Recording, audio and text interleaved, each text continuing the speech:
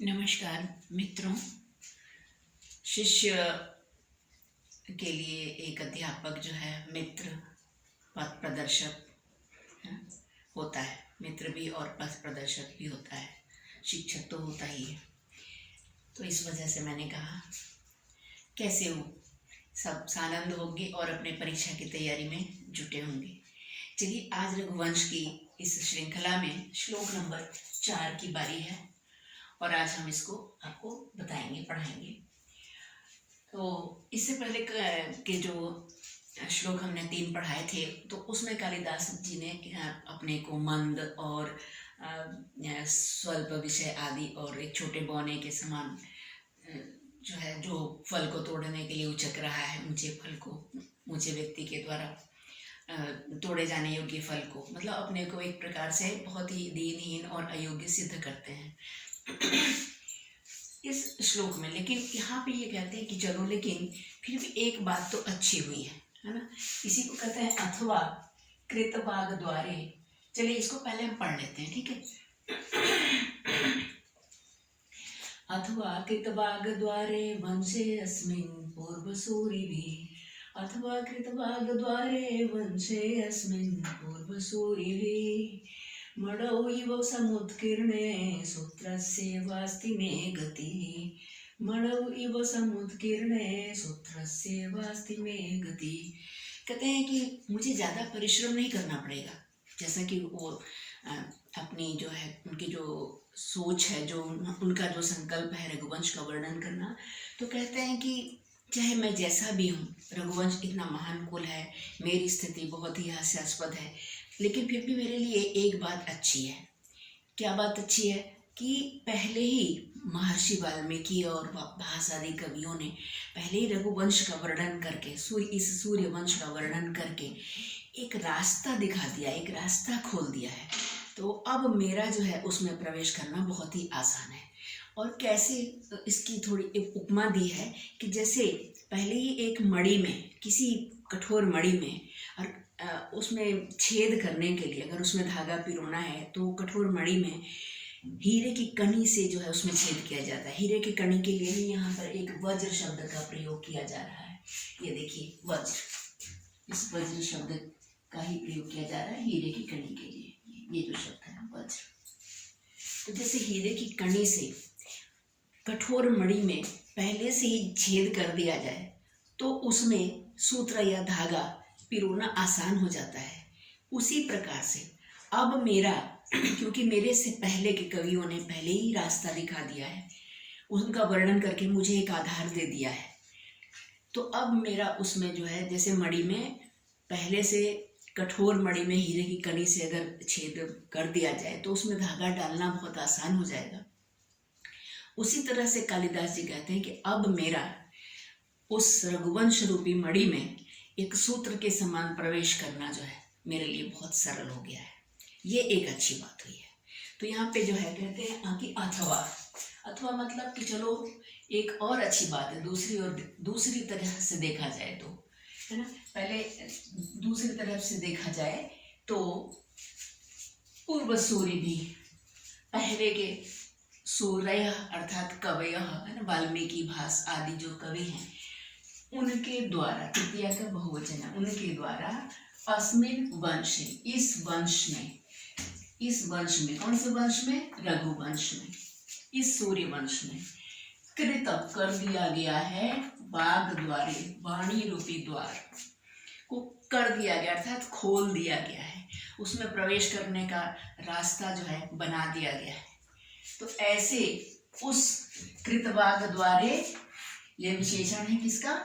वंश है। कौन से वंश का? सूर्यवंश का वर्णन हो रहा है। तो कर दिया गया है वाणी रूपी द्वार, जिसमें अस्मिन वंशे, इस वंश में, इस सूर्यवंश में प्रवेश करने का मार्ग जो पहले ही खोल दिया गया है। तो अब मैं गति, मेरी जो गति है, मेरा जो उसमें आना जाना है, जो संचार है, वो सूत्रस्य एव अस्ति। देखिए, सूत्रस्य इव अस्ति, सूत्र के समान, सूत्र का अर्थ है धागा, तो धागे के समान ही जो है अब मेरी गति है, अर्थात अब मुझे कुछ विशेष प्रयास नहीं करना पड़ेगा, क्योंकि क्योंकि पहले ही वज्र समुत्कीर्णे मणौ, वज्र माने यहाँ पे हीरे की कनी से समुत्कीर्णे में जिसमें छेद कर दिया गया है, ऐसी मणौ, मणौ का भी विशेषण है, मणौ माने मणि में, सप्तमी का एक वचन है। मणि में वज्र जैसे अर्थात हीरे की कणी से समुत्कीर्ण कर दिया गया है उस मणि को। कौन से मणि को? रघुवंश रूपी। यहाँ पे कहना चाहते हैं मणि जो है रघुवंश या सूर्यवंश के समान है, और उसमें पहले ही कणी, हीरे की कणी किसको कहा है? महर्षि वाल्मीकि ने जैसे ही रामायण प्रबंध महाकाव्य का जो प्रबंध काव्य का जो पहले ही वर्णन कर दिया है, उस प्रबंध रूपी हीरे की, उस रामायण प्रबंध रूपी हीरे की कणी से उस सूर्यवंश में पहले ही वाल्मीकि आदि कवियों ने उसमें छेद कर दिया है, रास्ता बना दिया है, उसमें जान, अब मेरी गति जो है, अब उसमें जाना मेरे लिए एक धागे के समान है, बस उसमें धागा डालना ही है, इतना ही करना है। और इसका हम अन्वय देख लेते हैं। देखिए, अथवा पक्षांतरे, पक्षांतरे अथवा का अर्थ है पक्षांतरे, पक्षांतरे माने दूसरी तरह से देखा जाए, दूसरी ओर देखा जाए तो पहली ओर की बात क्या थी? पहली ओर की बात ये थी कि मैं बहुत ही मंद हूँ, अल्प विषय मति है मेरी, ऐसा पहले ये कहा है। तो पहली बात तो वो थी, लेकिन दूसरी बात अथवा दूसरी बात तो ये है, दूसरी पक्षांतरे या दूसरी ओर से देखा जाए तो पूर्वे माने प्रथमे, पूर्वे या व्याख्या की जा रही है ना, संस्कृत व्याख्या जो आपके आईएएस के पेपर में आएगा, 150 शब्दों का होता है, तो इसीलिए प्रयास किया जाता है कि उतने शब्द इसमें आ जाएं, नहीं तो समझ तो जल्दी यहीं से आ जाता है। तो देखिए, पूर्वे माने प्रथमे च ते सूर्य, पहले जो सूर्य हुए, अर्थात जो कवि वाल्मीकि आदेय, जो कवि वाल्मीकि आदि हुए, इसका ये अर्थ है। तई पूर्व सूर्य भी, उन पूर्व सूर्य भी अर्थात कवियों के द्वारा, ये इसका अर्थ है। पूर्व सूर्य भी की ये व्याख्या है यहाँ तक, ठीक है ना, उसकी। अच्छा, अब वाक की व्याख्या बता रहे हैं। वक्तीति वाक, बोला जाए जिसे वो कहते हैं वाक, माने वाणी। वाग एव द्वारम, देखिए वाग द्वारम, वाग एव द्वारम, वाणी ही जो है द्वार है जिसका, है ना, वाणी रूपी द्वार, उसे कहेंगे वाग द्वारम। अच्छा, और कृतम का अर्थ है कृतम विहितम, कृतम विहितम।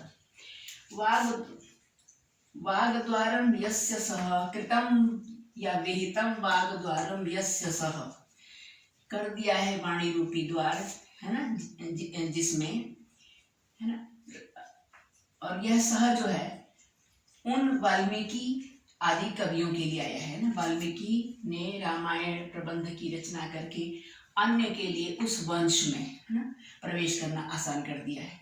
तो इसी को कह रहे हैं कृतम विहितम वाग्द्वारम यस्य सह रचित रामायण रूप प्रवेशे अस्मिन्, है ना, बल्कि यहाँ पे तय होना चाहिए, वैसे उनके द्वारा रचित रामायण रूप में प्रवेश करने में, अस्मिन् मन इस रामायण रूप में प्रवेश, रामायण रूपी महाकाव्य में प्रवेश करने में, सूर्य प्रभवे वंशे,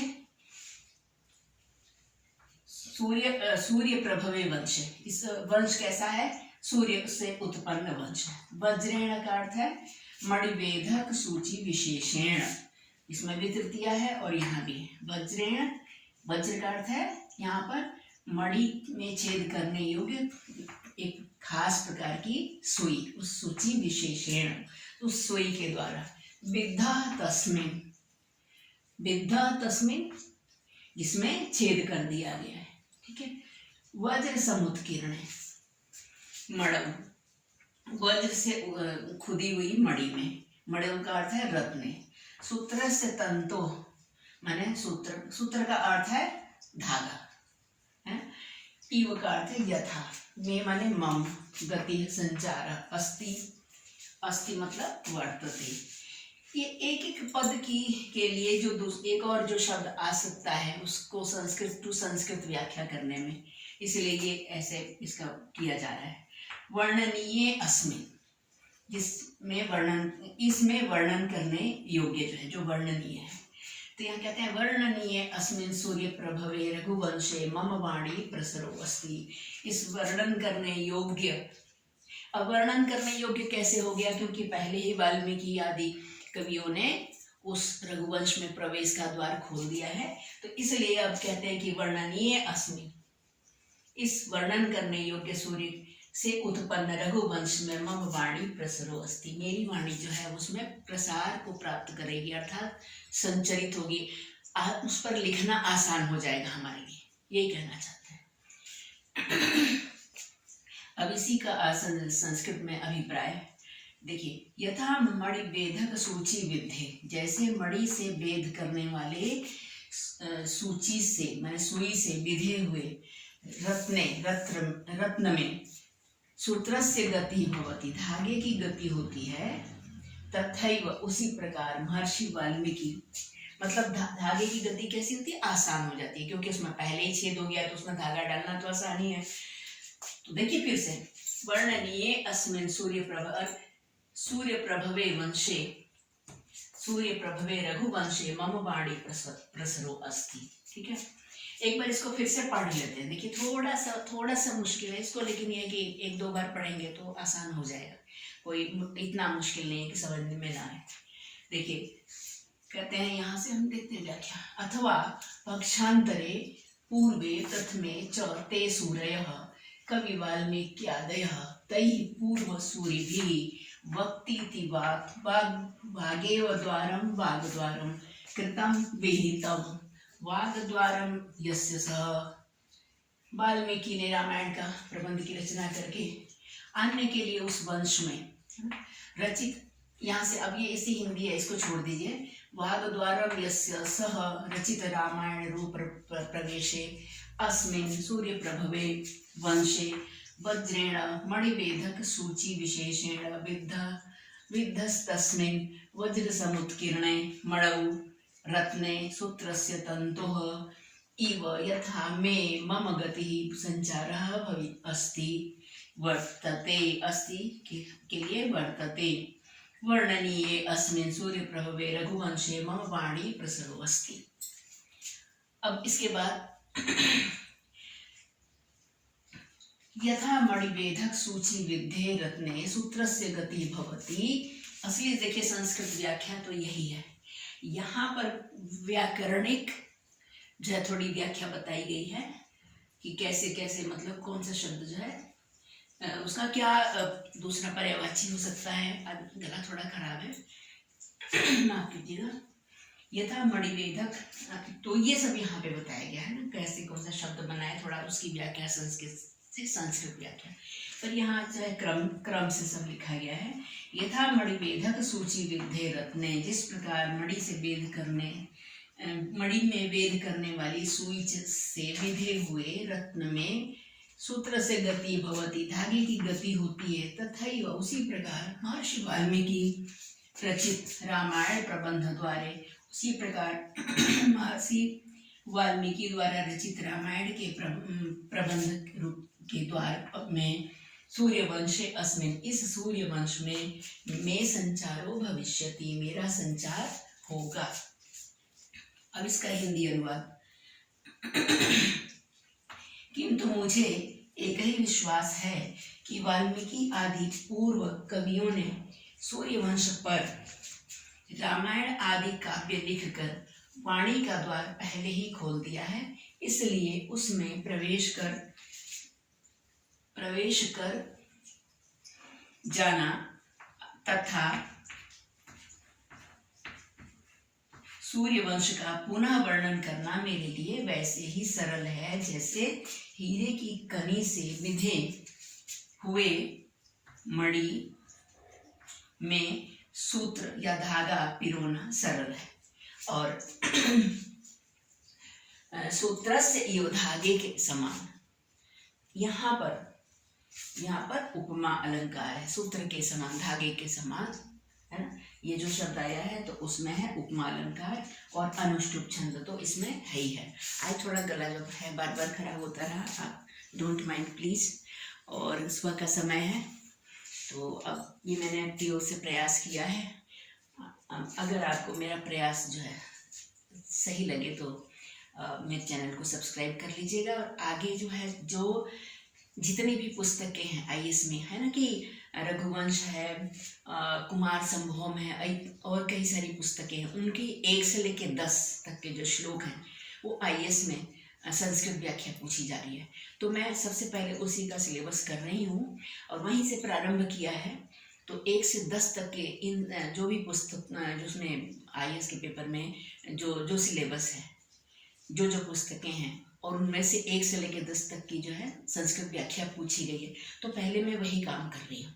अभी रघुवंश को प्रारंभ करने के बाद मैं कुमार संभवम का प्रारंभ करूँ। 1 से लेकर 10 तक ही श्लोक करने हैं संस्कृत व्याख्या, तो ये कोई बहुत बड़ी बात नहीं है और ये छोटे से अभ्यास, और पूरा सही है तो पूरा ही नंबर मिलते हैं। संस्कृत में कटने का कोई मतलब नहीं होता है। तो आपने जो संस्कृत विषय का चयन किया है वो बहुत ही मतलब सोच समझ के किया है, और बिल्कुल निश्चिंत रहिए। और लेकिन अगर एक बार में वीडियो नहीं समझ में आता है तो आप उसको एक बार दोबारा देख लीजिए, दोबारा देख लीजिए, है ना, तो वो बहुत ही आसान हो जाता है। क्योंकि अगर मान लीजिए कोई सारे, वैसे तो इनके जो श्लोक हैं बहुत ही आसान है। कालिदास की जो भाषा है वो यहाँ पे मैं और बताना चाह रही थी, वैदर्भी रीति है, मतलब शैली जो है वैदर्भी रीति, जिसमें जो है सुंदर सुंदर सुकोमल पदों का प्रयोग किया जाता है। तो ऐसी है। और ये है कि कोई थोड़ा सा टेढ़ा भी नहीं कह सकते इसको, थोड़ा सा जो है समझने योग्य है, तो ये बहुत मुश्किल नहीं है। तो और आगे जो है इससे आसानी आएगा। ठीक है, धन्यवाद।